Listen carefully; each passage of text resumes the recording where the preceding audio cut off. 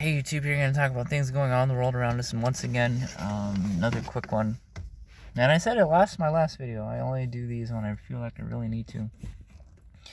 But just a reference to one of my older videos. One I did about a year ago today, actually. Around this time last year, I was doing a video like highlighting. It's like, oh my gosh, I can't believe this, but the state of California will be requiring vaccines for people to go to school there. Universities, that's where it's going to start. Then it's going to be elementary school kids next, and you won't believe it.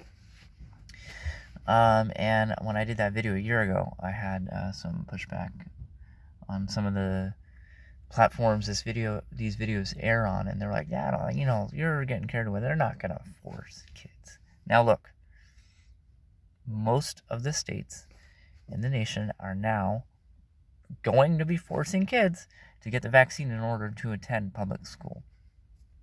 See what happened? You gave them an inch, they took a mile. And New York City is continuing to lead the nation in this trend of draconian authoritarianism.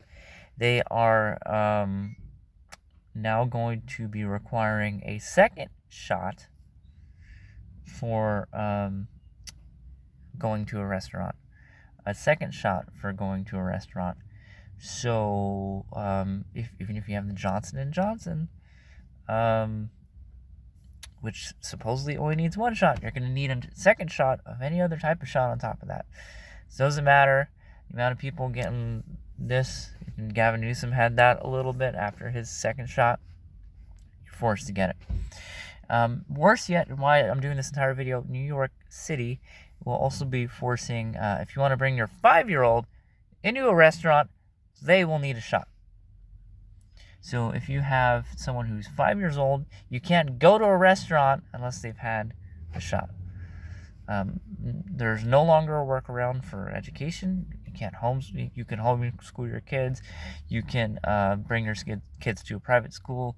You can set up some sort of group homeschooling situation around public school, and you can get medical exemption or religious exemption for that, but you can't do that for a restaurant. So if you want to live a normal life in the city of New York, if you are unvaccinated, or if your 5-year-old is unvaccinated, you can no longer do so. That is our future. We are heading down the path of Australia, and it is here.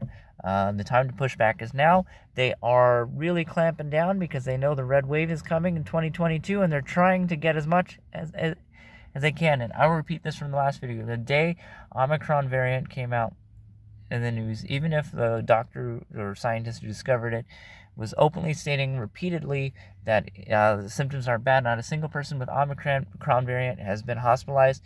The day the Omicron variant came out, Moderna stock went up 20%. So those in power, those in government, the rich, who have lots of investments in companies like Pfizer and Moderna, are loading their pockets full of money because of all of this authoritarian control. Meanwhile, in the state of California, 1 out of every 3 small businesses have closed their doors forever since the pandemic began. This trend will continue.